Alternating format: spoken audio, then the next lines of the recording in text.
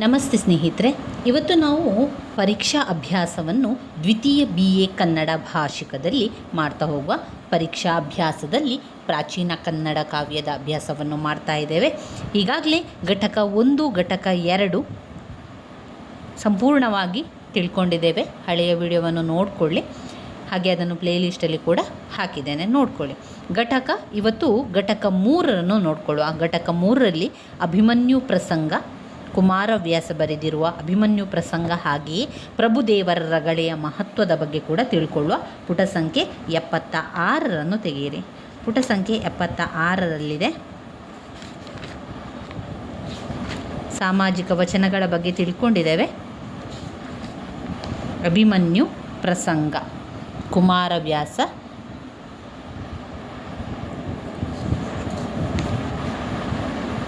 ಇದು ಈ ಒಂದು ಪಠ್ಯ ಮತ್ತು ಗದ್ಯಾನುವಾದ ಈ ರೀತಿಯಾಗಿ ಕಾಣ್ಬೋದು.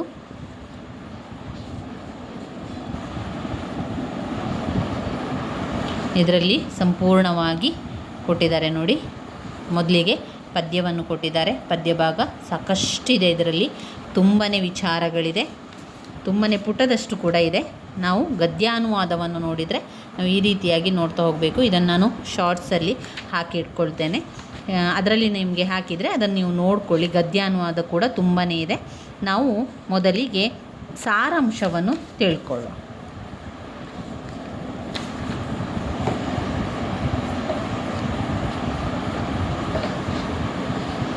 ಅಭಿಮನ್ಯು ಪ್ರಸಂಗ. ಸಮಸಪ್ತಕರು ಯುದ್ಧವನ್ನು ಸಾರುತ್ತಾರೆ. ಅದೇ ಸಮಯದಲ್ಲಿ ದ್ರೋಣರು ಪದ್ಮವ್ಯೂಹವನ್ನು ರಚಿಸುತ್ತಾರೆ. ಕೃಷ್ಣನ ಸಲಹೆಯಂತೆ ಅರ್ಜುನ ಸಮಸಪ್ತಕರ ಜೊತೆ ಯುದ್ಧಕ್ಕೆ ಹೊರಡುತ್ತಾನೆ. ಇತ್ತ ಅಭಿಮನ್ಯು ಎಲ್ಲರ ಹರಕೆಯನ್ನು ಪಡೆದು ಯುದ್ಧಕ್ಕೆ ಹೋಗುತ್ತಾನೆ. ಸಾರಥಿಯ ಪ್ರಶ್ನೆಗೆ ಅಭಿಮನ್ಯು ನೀಡುವ ಉತ್ತರ ಕೃಷ್ಣಾರ್ಜುನರನ್ನೇ ಗೆಲ್ಲುತ್ತೇನೆ ಎಂದು ಹೇಳುವಂಥದ್ದು. ಸಾರಥಿ ಕೇಳುವಂತಹ ಪ್ರಶ್ನೆಗೆ ಅಭಿಮನ್ಯು ಆ ರೀತಿ ಉತ್ತರವನ್ನು ಕೊಡ್ತಾನೆ. ಯಾಕಂದರೆ ಯುದ್ಧವಾದರೆ ಹರನ ಮುಖದಲ್ಲೂ ಬೆವರ ಹರಿಸುವೆನು, ತೊಂದರೆ ನೀಡಿದರೆ ಇಂದ್ರನನ್ನು ಸದೆವೆನು, ಭಾರ್ಗವನನ್ನು ಯಮನನ್ನು ನಾನು ಗೆಲ್ಲುವೆ, ಅದೇಕೆ ಅರ್ಜುನ ಕೃಷ್ಣರೆದುರಾದರೂ ಗೆಲ್ಲುವೆನೆಂದು ಅಭಿಮನ್ಯು ನುಡಿತಾನೆ. ಅಂದರೆ ಇಲ್ಲಿ ಅಭಿಮನ್ಯು ತಾನು ಹೇಗೆ ಗೆಲ್ಲುವೆನೆಂದು ಹೇಳುವಂಥದ್ದನ್ನು ಕೂಡ ಕಾಣ್ಬೋದು. ರಣರಂಗದಲ್ಲಿ ಕೌರವನ ಎಲ್ಲ ಅತಿರಥ ಮಹಾರಥರು ಸಾವನ್ನಪ್ಪುತ್ತಾರೆ. ಇದನ್ನು ಕಂಡ ದುರ್ಯೋಧನನಿಗೆ ಕೋಪ ಬಂದರೂ ಕೂಡ ನಿನ್ನನ್ನು ಹೆತ್ತವರು ಅದೆಷ್ಟು ಪುಣ್ಯವಂತರೆಂದು ಹೊಗಳುತ್ತಾರೆ. ಕರ್ಣ, ದ್ರೋಣ, ಅಶ್ವತ್ಥಾಮರನ್ನೇ ಅಭಿಮನ್ಯು ಸೋಲಿಸಿದ್ದಾನೆಂದರೆ ಮತ್ತೇನು ಮಾಡುವುದು ಎಂದು ಚಿಂತಿಸಿದ ದ್ರೋಣರು ಕರ್ಣನನ್ನು ಕರೆದು ಹಿಂದಿನಿಂದ ಬಂದು ಬಿಲ್ಲನ್ನು ಕತ್ತರಿಸು ಎನ್ನುತ್ತಾರೆ. ಕರ್ಣ ಹಾಗೆ ಮಾಡಿದ ಮೇಲೆ ಅಭಿಮನ್ಯುವಿನ ಯುದ್ಧ ಕಷ್ಟವಾಗುತ್ತದೆ. ಎಲ್ಲರೂ ಸೇರಿ ಕುಮಾರನ ರಥ, ಕುದುರೆ, ಸಾರಥಿ ಎಲ್ಲವರನ್ನೂ ಹೊಡೆದು ಬಿಡುತ್ತಾರೆ. ಅಭಿಮನ್ಯು ಮತ್ತೆ ಕತ್ತಿಯನ್ನು ಹಿರಿದು ಯುದ್ಧ ಮಾಡುತ್ತಾನೆ. ಕರ್ಣ ಮತ್ತೆ ಅವನ ಕೈಗಳನ್ನು ಕತ್ತರಿಸುತ್ತಾನೆ. ಕೈ ಕಳೆದುಕೊಂಡರೂ ಅಭಿಮನ್ಯು ಸುಮ್ಮನೆ ನಿಲ್ಲುವುದಿಲ್ಲ. ಗಾಡಿಯ ಚಕ್ರಗಳನ್ನೇ ಮುರಿದ ತೋಳಿಗೆ ಸಿಕ್ಕಿಸಿ ಅದರಿಂದ ಶತ್ರುಗಳನ್ನು ಸದೆಬಡಿಯುತ್ತಾನೆ. ಕೊನೆಗೆ ಅಭಿಮನ್ಯುವನ್ನು ತಿವಿದು ಕೊಲ್ಲುತ್ತಾರೆ. ಇದು ಅಭಿಮನ್ಯು ಪ್ರಸಂಗದಲ್ಲಿ ಕಾಣುವಂತಹ ವಿಚಾರ. ದುರ್ಯೋಧನ ಅಭಿಮನ್ಯುವನ್ನು ಮೆಚ್ಚಿರುವ ರೀತಿ ಹೇಗಿದೆ ಎಂದರೆ, ನಿನ್ನ ತಂದೆ ಅದೆಷ್ಟು ಪುಣ್ಯವಂತನು, ನಿನ್ನ ತಾಯಿ ಸುಭದ್ರೆ ಅದೆಷ್ಟು ವರುಷ ಶಿವನನ್ನು ಪೂಜಿಸಿ ನಿನ್ನನ್ನು ಪಡೆದಳು. ನನ್ನ ಹೊಟ್ಟೆಯಲ್ಲಿ ಇಂತಹ ಮಕ್ಕಳಿಲ್ಲ, ಆದರೆ ನಿನ್ನ ಬೆಳವಣಿಗೆ ನಮ್ಮೆರಡು ಕುಲಕ್ಕೂ ಹೆಮ್ಮೆ ತರುತ್ತದೆ ಎಂದು ಕೌರವ ಮೆಚ್ಚಿ ನುಡಿಯುತ್ತಾನೆ. ಇಲ್ಲಿ ದ್ರೋಣರ ಉಪಾಯವೇನು ಎಂಬುದನ್ನು ನೋಡಿದಾಗ, ಎದುರಿನಲ್ಲಿ ನಾನಿರುತ್ತೇನೆ, ಎಡಭಾಗದಲ್ಲಿ ಶಲ್ಯನಿರುತ್ತಾನೆ, ಬಲಗಡೆ ಕೃಪಾಚಾರ್ಯರಿರುತ್ತಾರೆ, ನೀನು ಹಿಂದಿನಿಂದ ಬಂದು ಅವನ ಬಿಲ್ಲನ್ನು ಕತ್ತರಿಸು ಎಂದು ದ್ರೋಣರು ಉಪಾಯವೊಂದನ್ನು ಹುಡುಕುತ್ತಾರೆ. ಎಲ್ಲವನ್ನೂ ಕಳೆದುಕೊಂಡಂತಹ ಅಭಿಮನ್ಯು ಎಲ್ಲರೂ ಒಬ್ಬರಿದರೂ ಬಿಡದೆ ಖಡ್ಗವನ್ನು ತೆಗೆದುಕೊಂಡು ಯುದ್ಧ ಭೂಮಿಯ ಮೇಲೆ ನಿಂತು ಶತ್ರುಗಳನ್ನು ಸಂಹಾರ ಮಾಡುತ್ತಾನೆ. ಇವಿಷ್ಟನ್ನು ನಾವು ಅಭಿಮನ್ಯುವಿನ ಪ್ರಸಂಗದಲ್ಲಿ ಕಾಣ್ಬೋದು. ಅದರ ವಿಶ್ಲೇಷಣೆಯನ್ನು ಕೂಡ ಒಮ್ಮೆ ಕೇಳ್ತಾ ಹೋಗುವ. ಆ ವಿಶ್ಲೇಷಣೆಯ ಕಥೆಯನ್ನು ಒಮ್ಮೆ ನಿಮಗೆ ಗೊತ್ತಾದರೆ ನಿಮಗೆ ನಂತರ ಆ ಕಥೆಯನ್ನು ಬರೀಲಿಕ್ಕೆ ಸಾಧ್ಯ ಆಗ್ತದೆ. ಇದು ತುಂಬ ಜನರಿಗೆ ಗೊತ್ತಿರ್ಬೋದು, ಅಭಿಮನ್ಯುವಿನ ಪ್ರಸಂಗ ಅಥವಾ ಅಭಿಮನ್ಯು ಯಾವ ರೀತಿ ಯುದ್ಧ ಮಾಡಿದ, ಅವನಿಗೆ ಯಾವ ರೀತಿ ಮೋಸದಿಂದ ಅವನನ್ನು ಕೊಲ್ಲುವಂಥದ್ದು ಎಲ್ಲ ಕೂಡ ಕೆಲವರಿಗೆ ಆ ಕಥೆಯನ್ನು ಕೇಳಿದರೆ ಗೊತ್ತಿರಬಹುದು. ಇನ್ನು ಕೆಲವರು ಕೇಳದೇ ಇರಬೇಕಾದ್ರೆ ಈ ಒಂದು ಪಾಠವನ್ನು ವಿಶ್ಲೇಷಣೆಯನ್ನು ಕೇಳಿಕೊಂಡಾಗ ನಿಮಗೆ ಎಲ್ಲ ಅರ್ಥ ಆಗ್ತದೆ. ಅದನ್ನೇ ಬರಿತಾ ಹೋಗಿ, ಅಷ್ಟೇ ಮಾಡಿದರೆ ಸಾಕು, ಸ್ವಲ್ಪ ಗೊತ್ತಿದ್ದರೆ ಸಾಕು. ನಂತರ ಅದರಲ್ಲಿ ಬಂದಿರುವಂತಹ ಪ್ರಶ್ನೆಗಳಿಗೆ ನಾವು ಉತ್ತರವನ್ನು ಬರಿತಾ ಹೋಗ್ಬೋದು. ಇಲ್ಲಿ ನೋಡಿದರೆ ಅಭಿಮನ್ಯುವಿನ ಪ್ರಸಂಗ ಕುಮಾರವ್ಯಾಸನಲ್ಲಿ ಹೇಗೆ ಮೂಡಿ ಬಂದಿದೆ ವಿವರಿಸಿ ಅಂತ ಕೇಳಿದ್ದಾರೆ. ಹಾಗೆ ಸಂದರ್ಭ ಸ್ವಾರಸ್ಯದ ಪ್ರಶ್ನೆಗಳನ್ನು ನೋಡಿಕೊಳ್ಳಿ. ಅವರು ಏನು ಮಾಡ್ತಾರೆ, ಟೆಕ್ಸ್ಟ್ ಬುಕ್ಕಲ್ಲಿರುವಂತಹ ಪ್ರಶ್ನೆಗಳನ್ನೇ ಕೇಳೋದ್ರಿಂದ ನಾವು ಅದನ್ನೇ ನೋಡಿಕೊಂಡ್ರೆ ಆಯಿತು, ಅದು ಯಾವ ಪಾಠದಿಂದ ಬಂದಿದೆ ಎನ್ನುವಂಥದ್ದು. ಪ್ರಾಚೀನ ಕನ್ನಡ ಕಾವ್ಯದಿಂದಲೇ ಸಂದರ್ಭ ಸ್ವಾರಸ್ಯ ಮತ್ತು ಸಂದರ್ಭ ಸಹಿತ ಪ್ರಶ್ನೆಗಳು ಬರೋದರಿಂದ ತುಂಬಾ ಇಂಪಾರ್ಟೆಂಟ್ ಆಗಿರುವಂಥದ್ದು. ನೀವು ಅದನ್ನು ನೋಡಿಕೊಳ್ಬೇಕು. ಮೊದಲಿಗೆ ನಾವು ಈ ಅಭಿಮನ್ಯುವಿನ ಪ್ರಸಂಗದಲ್ಲಿ ಪಠ್ಯ ವಿಶ್ಲೇಷಣೆಯನ್ನು ಕೇಳ್ತಾ ಹೋಗುವ. ಸರಿಯಾಗಿ ಕೇಳ್ಕೊಳ್ಳಿ ಸ್ನೇಹಿತರೆ. ನೀವು ಬೇರೆ ಕೆಲಸಗಳ ಜೊತೆಗೆ ಈ ಒಂದು ಕಥೆಯನ್ನು ಸರಿಯಾಗಿ ಕೇಳಿಕೊಂಡ್ರೆ ನಿಮಗೆ ಬರೀಲಿಕ್ಕೆ ಸಾಧ್ಯ ಆಗ್ತದೆ. ಕುಮಾರವ್ಯಾಸನಲ್ಲಿ ಅಭಿಮನ್ಯುವಿನ ವಧೆಯ ಪ್ರಸಂಗ ವೀರ ಮತ್ತು ಕರುಣಾರಸಗಳೆರಡು ಮಡುಗಟ್ಟಿರುವಂತಹದು. ಮಹಾಭಾರತ ಕಂಡ ಇಬ್ಬರು ಮುಖ್ಯ ಕುಮಾರರೆಂದರೆ ಉತ್ತರ ಕುಮಾರ ಮತ್ತು ಅಭಿಮನ್ಯು. ಇಬ್ಬರಿಗೂ ಅಜಗಜಾಂತರ ವ್ಯತ್ಯಾಸ. ಅಭಿಮನ್ಯು ಸಿಂಹದ ಮರಿಯೇ. ಆತನಿದ್ದರೆ ಕಲಿಯುಗ ಆಗುವುದೇ ಇಲ್ಲವೆಂದು ಕೃಷ್ಣನೇ ಆಲೋಚಿಸುವಂತಹ ಮಹಾವೀರ ಅಭಿಮನ್ಯು. ದ್ರೋಣರು ರಚಿಸಿದ ವ್ಯೂಹವನ್ನು ಒಳಹೋಗಲು ಮಾತ್ರ ಗೊತ್ತಿದ್ದರೂ ಗೆಲ್ಲುವ ಸಾಹಸ ಮಾಡಿದ ಅಪ್ರತಿಮ ವೀರನಾಗಿ ಅಭಿಮನ್ಯು ಇಲ್ಲಿ ಚಿತ್ರಣಗೊಂಡಿದ್ದಾನೆ. ಧರ್ಮರಾಜ ಸಾರಥಿ ಅವನ ಉತ್ಸಾಹವನ್ನು ನೋಡಿ ಶಂಕಿಸಿದರೆ ಅದಕ್ಕೆ ಉತ್ತರವಾಗಿ ಹರಿಹರರಿರಲಿ ಅರ್ಜುನ ಕೃಷ್ಣರನ್ನು ಗೆಲ್ಲುವೆ ಎಂಬಂತಹ ಆತ್ಮವಿಶ್ವಾಸ ಹೊಂದಿದ ಮಾತುಗಳನ್ನಾಡುತ್ತಾನೆ. ಅಭಿಮನ್ಯು ಅಲ್ಲಿ ಯುದ್ಧ ಮಾಡಿದ ರೀತಿಯಂತೂ ಅನನ್ಯವಾದದ್ದು. ಕೌರವರ ಸೈನ್ಯವೆಲ್ಲ ಹೆದರಿ ಓಡುವ ರೀತಿಯಲ್ಲಿ ಅವನ ಕೈಚಳಕವಿರುತ್ತದೆ. ಹರಿಯ ಚಕ್ರದ ರೀತಿಯಲ್ಲಿ ಅವನ ಆಯುಧ ಪ್ರಯೋಗವಿದ್ದರೆ ಶತ್ರು ಸೈನ್ಯವೆಂಬ ಬಾಳೆಯ ವನಕ್ಕೆ ಮದವೇರಿದ ಆನೆ ಹೊಕ್ಕಂತಿರುತ್ತದೆ. ಅಭಿಮನ್ಯುವಿನ ಪ್ರವೇಶ ಸೈನ್ಯದಲ್ಲಿ ಮಾರಿಯ ಪ್ರವೇಶವಾಯಿತೇನು ಎನ್ನುವಂತಿದ್ದ ಆತನ ಕಲಿತನವನ್ನು ನೋಡಿ ಸ್ವತಃ ದುರ್ಯೋಧನನೇ ಮೆಚ್ಚುತ್ತಾನೆ. ನಿನ್ನಂತಹ ಮಗನನ್ನು ಪಡೆಯಲು ಪುಣ್ಯವಿರಬೇಕು. ನಿನ್ನಂತಹವನಿದ್ದರೆ ಭರತಕುಲಕ್ಕೆ ಸುಗತಿ ದೊರೆತು ಬಿಡುತ್ತದೆ ಎನ್ನುತ್ತಾರೆ ಕೌರವ. ಮಗುವನ್ನು ಕೊಲ್ಲಲಾಗುವುದಿಲ್ಲ ಎಂದು ಆತ ನುಡಿದರೆ ನನ್ನ ಬಾಣಕ್ಕೆ ಮಗುತನವಿಲ್ಲ ಎನ್ನುವುದು ಅಭಿಮನ್ಯುವಿನ ಉತ್ತರವಾಗುತ್ತದೆ. ಕರ್ಣ, ದ್ರೋಣ, ಶಲ್ಯ, ಕೃಪ, ದುಶ್ಯಾಸನ ಎಲ್ಲರೂ ಕೂಡ ಅಭಿಮನ್ಯುವಿನ ಹೊಡೆತಗಳನ್ನು ತಾಳಲಾಗದೆ ರಣರಂಗದಿಂದ ಹಿಮ್ಮೆಟ್ಟುತ್ತಾರೆ. ಅದನ್ನು ನೋಡಿ ದುರ್ಯೋಧನ ಕೋಪದಿಂದ ಕೆರಳಿದಾಗ ದ್ರೋಣರು ಅಭಿಮನ್ಯುವನ್ನು ಗೆಲ್ಲುವ ಉಪಾಯವನ್ನು ಹುಡುಕುತ್ತಾರೆ. ಕರ್ಣನನ್ನು ಹಿಂದಿನಿಂದ ಬಂದು ಬಿಲ್ಲನ್ನು ಕತ್ತರಿಸುವಂತೆ ಹೇಳುತ್ತಾರೆ. ಇದಕ್ಕಿಂತ ಲಜ್ಜೆಯ ನಡತೆ ಮತ್ತೊಂದು ಬೇಕಿಲ್ಲ. ಅಂತಹ ಕಪಟತನಕ್ಕೆ ಎಲ್ಲರೂ ಇಳಿದು ಬಿಡುತ್ತಾರೆ. ಧನುವಿಲ್ಲದ ಅಭಿಮನ್ಯುವಿನ ಸಾರಥಿ ಕುದುರೆಗಳನ್ನು ಕೊಂದು ರಥವನ್ನು ಮುರಿಯುತ್ತಾರೆ. ಆದರೂ ಅಭಿಮನ್ಯುವಿನ ಧೈರ್ಯ ಕುಂದುವುದಿಲ್ಲ. ಏನಿಲ್ಲದಿದ್ದರೂ ಆಗುವುದೊಂದು ಕತ್ತಿಯಿಂದಲೇ ಯುದ್ಧ ಮಾಡಿ ಶತ್ರುಗಳನ್ನು ಸದೆಬಡಿಯುತ್ತಾನೆ. ಇಲ್ಲಿಯೂ ಕರ್ಣ ಮತ್ತೆ ಅದೇ ತಪ್ಪನ್ನು ಮಾಡುತ್ತಾನೆ. ಆಯುಧವನ್ನೇ ಹಿಡಿಯಬಾರದ ರೀತಿಯಲ್ಲಿ ಕೈಗಳನ್ನು ಕತ್ತರಿಸಿ ಬಿಡುತ್ತಾನೆ. ಅಲ್ಲಿ ಅಭಿಮನ್ಯು ಕರ್ಣನಿಗೆ ಇಂತಹ ಯುದ್ಧ ವಿದ್ಯೆಯನ್ನು ಎಲ್ಲಿಂದ ಕಲಿತೆ ಎಂದು ಪ್ರಶ್ನಿಸುತ್ತಾನೆ. ಕಡಿದ ಕೈಗಳ ರಕ್ತವನ್ನು ಒರೆಸಿ ಮೊಂಡು ಕೈಗಳಿಗೆ ರಥದ ಚಕ್ರವನ್ನು ಸಿಗಿಸಿ ಯುದ್ಧ ಮಾಡುವ ಅಭಿಮನ್ಯುವಿನ ಚಿತ್ರಣ ಎಂಥವರ ಮನಸ್ಸನ್ನು ಕಲಕಿಬಿಡುತ್ತದೆ. ಅಂತಹ ಸ್ಥಿತಿಯಲ್ಲಿದ್ದವನನ್ನು ದುಶ್ಯಾಸನನ ಮಗ ಇರಿದು ಕೊಂದಾಗಲೂ ಅವನನ್ನು ಕೊಂದೇ ಅಭಿಮನ್ಯು ಮರಣ ಹೊಂದಿ ವೀರ ಸ್ವರ್ಗವನ್ನು ಪಡೆಯುತ್ತಾನೆ. ದೇವತೆಗಳ ಕೈಯಿಂದಲೂ ಛೀ ಎಂದು ಹೇಳಿಸಿಕೊಂಡವರು ಕೌರವರಾಗಿ ಬಿಡುತ್ತಾರೆ. ಸಂಜಯನು ಧೃತರಾಷ್ಟ್ರನಿಗೆ ಇದೇ ಎಚ್ಚರಿಕೆಯನ್ನು ನೀಡುತ್ತಾನೆ.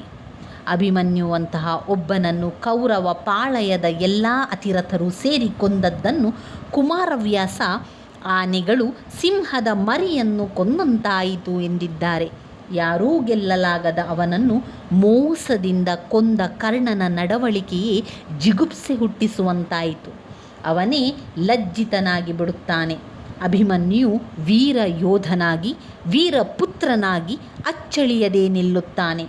ಅಭಿಮನ್ಯುವಿನ ವಧೆಯ ಪ್ರಸಂಗ ವೀರಾವೇಶವನ್ನು ಉಕ್ಕಿಸುತ್ತಾ ಬಂದರೂ ಕೊನೆಗೆ ಕರೆದೊಯ್ಯುವುದು ಕರುಣೆಯ ಮಹಾಸಾಗರಕ್ಕೆ. ಇದು ಅಭಿಮನ್ಯುವಿನ ಪ್ರಸಂಗದಲ್ಲಿ ನಾವು ಕಾಣುವಂತಹ ವಿಚಾರಗಳಾಗಿದೆ. ಇಲ್ಲಿ ಬಂದಿರುವಂತಹ ಕಠಿಣ ಪದಗಳ ಅರ್ಥಗಳನ್ನು ನೋಡಿಕೊಳ್ಳಿ. ಮೋಹರ ಅಂದರೆ ಯುದ್ಧ, ತುರಗ ಅಂದರೆ ಕುದುರೆ. ತುರಗ ಅಂದರೆ ಅನೇಕ ಬಾರಿ ಅರ್ಥಗಳು ಬಂದಿದೆ, ಕೇಳಿದ್ದಾರೆ. ತುರಗ ಅಂದರೆ ಕುದುರೆ, ಅಳವು ಧೈರ್ಯ, ಜಲದಿ ಸಮುದ್ರ, ತೇಜಿ ಕುದುರೆ, ಅಂಬು ಅಂದರೆ ಬಾಣ. ಇಲ್ಲಿರುವಂತಹ ಸಂದರ್ಭ ಸ್ವಾರಸ್ಯದ ಪ್ರಶ್ನೆಗಳನ್ನು ನೋಡಿಕೊಳ್ಳಿ. ಯಾವುದು ಬಂದಿದೆ ಅಂತ ಗೊತ್ತಾದರೆ ನಿಮಗೆ ಅದು ಯಾವ ಒಂದು ಕಾವ್ಯದಿಂದ ಬಂದಿದೆ ಅಂತ ನಮಗೆ ಗೊತ್ತಾಗ್ತದೆ. ಆಗ ನಮಗೆ ಸಂದರ್ಭ ಸ್ವಾರಸ್ಯ ಸಂದರ್ಭ ಸಹಿತ ಬರೆಯುವಾಗ ಆ ಕಾವ್ಯದ ಹೆಸರು ಅಭಿಮನ್ಯು ಪ್ರಸಂಗದಿಂದ ಆರಿಸಿಕೊಳ್ಳಲಾಗಿದೆ ಅಂತ ಬರೀಲಿಕ್ಕೆ ನಮಗೆ ಸಹಾಯ ಆಗ್ತದೆ. ಇನ್ನು ಬರುವಂಥದ್ದು ಪ್ರಭುದೇವರ ರಗಳೆ. ಹರಿಹರರ ಪ್ರಭುದೇವರ ರಗಳೆ. ಇಲ್ಲಿ ನೋಡಿ ಯಾವ ರೀತಿ ಬಂದಿದೆ ಕಾವ್ಯ ಅಂತ.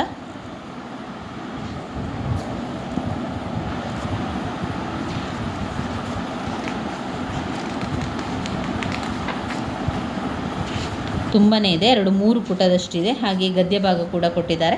ಇಲ್ಲಿ ಕೂಡ ನಾವು ಪಠ್ಯ ವಿಶ್ಲೇಷಣೆಯನ್ನು ತಿಳ್ಕೊಳ್ಬೇಕು. ಪಠ್ಯ ವಿಶ್ಲೇಷಣೆ ಅದರಿಂದ ಮೊದಲು ನಾವು ಸಾರಾಂಶವನ್ನು ತಿಳ್ಕೊಳ್ಳುವ. ಏನು ಈ ಕತೆ?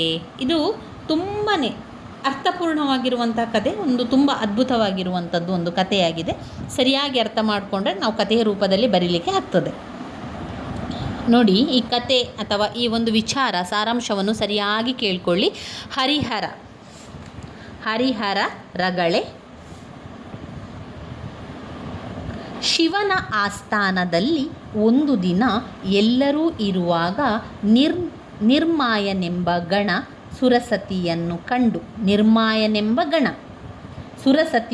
ಕಂಡು ಮೋಹಕ್ಕೆ ಒಳಗಾದನು. ಅದನ್ನು ನೋಡಿದ ಶಿವ, ನೀವು ಭೂಮಿಗೆ ಹೋಗಿ ಎಲ್ಲ ಸುಖಗಳನ್ನು ಅನುಭವಿಸಿ ಹಿಂದಿರುಗಿ ಬನ್ನಿ ಅಂತ ಹೇಳಿ ಶಿವ ಅವರಿಬ್ಬರನ್ನು ಕಳುಹಿಸಿದನು. ಅದರಂತೆ ಅವರು ಭೂಮಿಯಲ್ಲಿ ಜನ್ಮ ತಾಳ್ತಾರೆ. ಅಲ್ಲಿ ಅಲ್ಲಮ್ಮ ಮತ್ತು ಕಾಮಲತೆ ಎಂಬ ಹೆಸರಿನಿಂದ ಇಬ್ಬರೂ ಬೆಳೆಯುತ್ತಿದ್ದರು. ಅಲ್ಲಮ್ಮ ಮೃದಂಗದಲ್ಲಿ ಶಿವನು ಮರೆಯುವ ರೀತಿಯಲ್ಲಿ ನುಡಿಸುವಂತೆ ಪರಿಚಿತನಾಗಿದ್ದನು. ಒಂದು ದಿನ ಶಿವಾಲಯಕ್ಕೆ ಬಂದ ಕಾಮಲತೆ ಅಲ್ಲಮ್ಮನನ್ನು ನೋಡಿ ಮನಸೋತಳು. ಇಬ್ಬರೂ ಒಂದುಗೂಡಿ ಹಲವು ವರ್ಷಗಳ ಕಾಲ ಸುಖವಾದ ಜೀವನವನ್ನು ಸವಿದರು. ಹೀಗಿರುವಾಗ ಕಾಮಲತೆಗೆ ಮಹಾಜ್ವರ ಬಂದು ಅವಳು ಇಹಲೋಕದಿಂದ ಕೈಲಾಸಕ್ಕೆ ನಡೆದಳು. ಇದರಿಂದ ಅಲ್ಲಮ್ಮ ಬಲು ನೊಂದು ಊರ ಹೊರಗಿನ ಕಣಿಗಲೆ ತೋಟದಲ್ಲಿ ಕುಳಿತು ಚಿಂತೆಯಿಂದ ನೆಲವನ್ನು ಕೆರೆಯುವಾಗ ಶಿವಾಲಯದ ಕಳಶದ ತುದಿ ಕಾಣಿಸಿತು. ರಾಜನ ನೆರವಿನಿಂದ ಆಲಯವನ್ನು ಹೊರತೆಗೆಸಿದ ಅಲ್ಲಮ್ಮ ತನಗಾರೂ ಇಲ್ಲವೆಂದು ಧೈರ್ಯದಿಂದ ಒಳಹೊಕ್ಕನು. ಅಲ್ಲಿ ಶಿವಲಿಂಗವನ್ನು ಅನಿಮಿಷನನ್ನು ಕಂಡು ಆತನಿಗೆ ಶಿವಜ್ಞಾನ ಉಂಟಾಯಿತು. ಅಲ್ಲಿಂದ ಆತ ಕಾಡಿನಲ್ಲಿ ಸಂಚರಿಸಿ ಬಸವಣ್ಣ ಸಿದ್ದರಾಮನನ್ನು ಭೇಟಿಯಾಗಿ ಶ್ರೀಶೈಲ ಪರ್ವತಕ್ಕೆ ನಡೆದನು. ಅಲ್ಲಿ ಅನೇಕ ವೈಚಿತ್ರ್ಯಗಳನ್ನು ಕಂಡು ಬೆರಗಾಗುತ್ತಾ ಕೈಲಾಸಕ್ಕೆ ಬಂದು ಅಲ್ಲಿದ್ದ ದೇವಗಣಗಳ ಸಮೂಹದಲ್ಲಿ ನಿಂತಿದ್ದನು. ಶಿವ ಅಲ್ಲಮ್ಮನನ್ನು ಗುರುತಿಸಿ ಕರೆದು ಆತನಿಂದ ಎಲ್ಲ ವಿವರಗಳನ್ನು ಕೇಳಿ ಸಂತೋಷಪಟ್ಟನು. ಮತ್ತೆ ಮೊದಲಿನಂತೆಯೇ ಕೈಲಾಸದಲ್ಲಿ ಗಣಪದವಿ ಕೊಟ್ಟು ವಿರೂಪಾಕ್ಷನು ಕೈಲಾಸದಲ್ಲಿ ಅಲ್ಲಮ್ಮನನ್ನು ಇರಿಸಿಕೊಂಡನು. ಎಷ್ಟು ಒಂದು ಅದ್ಭುತವಾದ ವಿಚಾರ ಕತೆ ಅಂತ ನಿಮಗೀಗ ಗೊತ್ತಾಯಿತು. ಮತ್ತೊಮ್ಮೆ ಅದರ ವಿಶ್ಲೇಷಣೆಯನ್ನು ಕೂಡ ಮಾಡ್ತಾ ಹೋಗುವ. ಹರಿಹರನ ವಿಶೇಷ ರಗಳೆಗಳ ಸಾಲಿನಲ್ಲಿ ಪ್ರಮುಖವಾಗಿರುವುದು ಪ್ರಭುದೇವರ ರಗಳೆ. ವಚನ ಸಾಹಿತ್ಯದ ಹರಿಕಾರರಲ್ಲಿ ಪ್ರಮುಖವೆನಿಸಿದವನು ಅಲ್ಲಮ್ಮ ಪ್ರಭು. ತನ್ನ ತತ್ವಗಳಿಂದ, ಬೆಡಗಿನ ವಚನಗಳಿಂದ ಆಧ್ಯಾತ್ಮ ಕ್ಷೇತ್ರಗಳಲ್ಲಿಯೂ ಪ್ರಮುಖನೆನಿಸಿದವನು. ಹಾಗೆ ಬದುಕಿದ್ದ ಶಿವಶರಣನೊಬ್ಬನ ಜೀವನವನ್ನು ಹರಿಹರ ವಿಭಿನ್ನವಾಗಿಯೇ ಚಿತ್ರಿಸಿದ್ದಾನೆ. ಪ್ರಭುಲಿಂಗ ಲೀಲೆ, ಶೂನ್ಯ ಸಂಪಾದನೆಗಳಲ್ಲಿ ಶಿವನ ಅಂಶವಾಗಿ ಬರುವ ಅಲ್ಲಮ್ಮ ಮಾಯೆಯನ್ನು ಗೆದ್ದವನು. ಆದರೆ ಹರಿಹರನ ಅಲ್ಲಮ್ಮ ಮಾಯೆಗೆ ಒಳಗಾಗಿ ನಿರ್ಮಾಯನಾದವನು. ವ್ಯಕ್ತಿಯೊಬ್ಬ ಲೌಕಿಕದಲ್ಲಿದ್ದು ಅದರ ಸಿಹಿ ಕಹಿಗಳನ್ನು ಅನುಭವಿಸಿ ಮಾಗಿ ಮೇಲ್ಮಟ್ಟಕ್ಕೇರುವುದನ್ನು ಹರಿಹರ ಇಲ್ಲಿ ಚಿತ್ರಿಸುತ್ತಾನೆ. ಶಿವಗಣಗಳಲ್ಲಿ ಒಬ್ಬ ನಿರ್ಮಾಯ, ಆತ ಸುರಸತಿಯೊಬ್ಬಳಲ್ಲಿ ಅನುರಕ್ತನಾಗುತ್ತಾನೆ. ಇದನ್ನು ಸೂಕ್ಷ್ಮವಾಗಿ ಅರ್ಥ ಮಾಡಿಕೊಂಡ ಶಿವ ಭೂಮಿಯಲ್ಲಿ ಜನ್ಮ ತಾಳಿ ಸುಖವನ್ನು ಅನುಭವಿಸಿ ಹಿಂದಿರುಗಿ ಎನ್ನುತ್ತಾರೆ. ಅದಕ್ಕೆ ಕಾರಣವೆಂದರೆ ಕೈಲಾಸದಲ್ಲಿ ಲೌಕಿಕದ ಆಸೆ ಆಮಿಷಗಳಿಗೆ ಅವಕಾಶವಿಲ್ಲದಿರುವುದು. ಈ ರೀತಿಯಾಗಿ ಕತೆ ಮುಂದುವರಿಯುವಂಥದ್ದು ಸಾರಾಂಶದಲ್ಲಿ ನಾವು ತಿಳ್ಕೊಂಡೆವು. ಅದೇ ರೀತಿಯಲ್ಲಿ ಈ ಒಂದು ವಿಶ್ಲೇಷಣೆ ಆಗ್ತಾ ಹೋಗ್ತದೆ. ಕಠಿಣ ಪದಗಳ ಅರ್ಥಗಳಲ್ಲಿ ಆಳ್ಕೆ ಅಂದರೆ ಪ್ರೀತಿ, ಹರಣ ಅಂದರೆ ಪ್ರಾಣ. ಇಲ್ಲಿ ನಾನು ವೆರಿ ಇಂಪಾರ್ಟೆಂಟ್ ಆಗಿರುವಂಥ ಅರ್ಥಗಳನ್ನಷ್ಟೇ ಗುರುತನ್ನು ಹಾಕ್ಕೊಂಡಿರುವಂಥದ್ದು. ನೀವು ಸಮಯ ಇದ್ದರೆ ಅದನ್ನೆಲ್ಲವನ್ನು ಕೂಡ ಒಮ್ಮೆ ಓದ್ಕೊಳ್ಳಿ. ಅರ್ಕ ಅಂದರೆ ಸೂರ್ಯ, ವಸುಮತಿ ಅಂದರೆ ಭೂಮಿ, ಆ ರೀತಿಯಾಗಿ ಕೆಲವೊಂದು ಅರ್ಥಗಳನ್ನು ಸರಿಯಾಗಿ ಓದ್ಕೊಳ್ಳಿ ಸ್ನೇಹಿತರೆ. ಹಾಗೆ ಇಲ್ಲಿ ಬಂದಿರುವಂತಹ ಸಂದರ್ಭ ಸ್ವಾರಸ್ಯಗಳನ್ನು ಕೂಡ ನೋಡ್ಕೊಳ್ಳಿ. ಯಾವ ಪ್ರಶ್ನೆಗಳು ಬಂದಿದೆ, ಅದು ಯಾವ ಒಂದು ಕವನದಿಂದ ಆರಿಸಿಕೊಳ್ಳಲಾಗಿದೆ ಎನ್ನುವಂಥದ್ದು ನೋಡ್ಕೊಳ್ಬೇಕು. ಇನ್ನು ಬರುವಂಥದ್ದು ಭರತ ಬಾಹುಬಲಿ ಪ್ರಸಂಗ. ಅದು ಪ್ರಾಚೀನ ಕನ್ನಡ ಕಾವ್ಯದ ಕೊನೆಯ ಘಟಕ 4ರಲ್ಲಿ ಬರುವಂಥದ್ದು. ಪ್ರಾಚೀನ ಕನ್ನಡ ಕಾವ್ಯದಲ್ಲಿ ಅದನ್ನು ನಾವು ಮುಂದಿನ ವಿಡಿಯೋದಲ್ಲಿ ತಿಳ್ಕೊಳ್ಳುವ. ಭರತ ಬಾಹುಬಲಿ ಪ್ರಸಂಗವನ್ನು ತಿಳ್ಕೊಳ್ಬೇಕು. ಹಾಗೆಯೇ ಧರೆಗೊಬ್ಬ ದಾನಶೂರ ಕರ್ಣನೆಂದಾದ ಪರ್ವ, ಈ ಎರಡೂ ಪ್ರಾಚೀನ ಕನ್ನಡದ ಕಾವ್ಯದ ಸಾರಾಂಶವನ್ನು ನಾವು ತಿಳ್ಕೊಳ್ಳೇಬೇಕು. ತುಂಬಾ ಮುಖ್ಯವಾಗಿರುವಂಥದ್ದು. ಮುಂದಿನ ವಿಡಿಯೋದಲ್ಲಿ ಅವುಗಳ ಬಗ್ಗೆ ತಿಳ್ಕೊಳ್ಳೋ ಸ್ನೇಹಿತರೆ. ನನ್ನ ವೀಡಿಯೋಸ್ ಎಲ್ಲ ನಿಮಗೆ ಇಷ್ಟವಾಗಿದ್ದರೆ ಲೈಕ್ ಕೊಡಿ, ಶೇರ್ ಮಾಡಿ, ಸಬ್ಸ್ಕ್ರೈಬ್ ಮಾಡಲಿಕ್ಕೆ ಮರಿಬೇಡಿ. ಧನ್ಯವಾದಗಳು.